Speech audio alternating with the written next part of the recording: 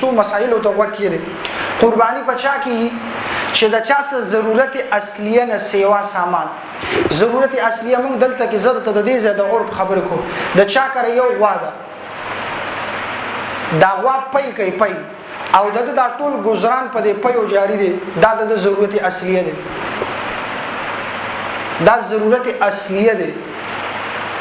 دا ګوریات ساتي نو کده دا ټول گزاران په دې پيو دي د بل څه آمدن نشته نو خیر دې دا پکې نه حسابي او کده چا کړ چيلې غوا ګډه میخه دا دسه د چې د ضرورت ځان د نور آمدن د بل سره د مزدوري کوي دیاړي کوي کاروبار دی وغیرہ او دا ورکره اسیده نو دا یاد ساتي دا ګوره په د قرباني کیږي دا په نصاب کې شماري نن سبا تقریبا 2850 روپۍ باندې چاندي توله ده تقریبا نو ما په حساب کړی دی زما چې څومره خیال له 1,49,000 روپۍ راځي من به والو 1,50,000 کستا سره په کور کې د غوا میخه چيلې دا را جمع کا د دې د قیمت د دې سره د ضرورت اصلیه نه سامان دا خو د تاسو په اختر کې مثال ستا په کور کې تکم یو جام لوخي استعماله او سپال مارای کې پراتی دي دا چې کله کله میلمنو لراله کله کله میلمنو لراله نو دغه هم په نصاب کې شمال دغه پیسې به مراجعه کې اسباب د سیوا پروت ته د دې پیسې به مراجعه کې دا ذهن کې کېږي ګوره او دا ټول د ضرورت ستا سره کور کې ټوپک دی یو ټوپک ستا د څوکیداري دی دا دویمه تمانچه ټوپک سیوا دی د دې پیسې به مراجعه کې نقد پیسې به مراجعه کې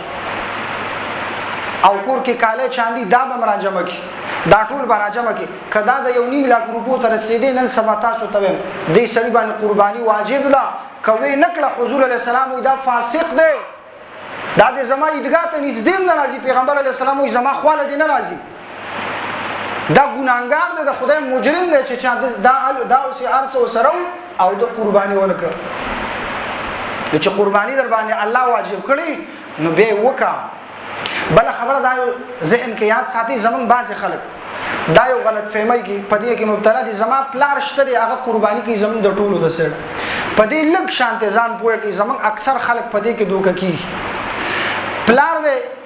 مثال سلور زامن دي یا دو دي یا درې دي یا سلور دي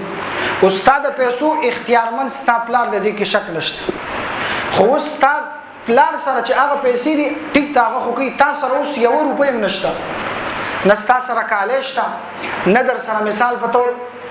بل سشتا نقد پیسې د سره د څه بیل نشته چې استا پلار ته معلوم نه کستا پلار ته معلوم دي دې به وې ما تاسو سره د 1.5 لک روپو دومره سامان یا ضرورت اصلیه نه سیوا سامان یا نقد پیسې تاسو سره بیل پر دي ټیک ته چې تنور غټه پلار لور کې پتا ځان له قرباني واجب ده په پلار دې ځان له د ګوره دا سنه چې د ټول کور یو پلار دې بس ټول هغه ورکو او کدسي صورتي چې پلان له ټولې پیسې ورکې او ستا سره مثال په تور بار یا دنه ستا سره 1 روپۍ هم نشته یا شته خو د 1.5 لک ته نه رسي نو بیا پتا نشته تاسو د کور چې پلانو کې دا کاپي کور کې زنانه ده د زنانه سره ونیوي تورې کاله شته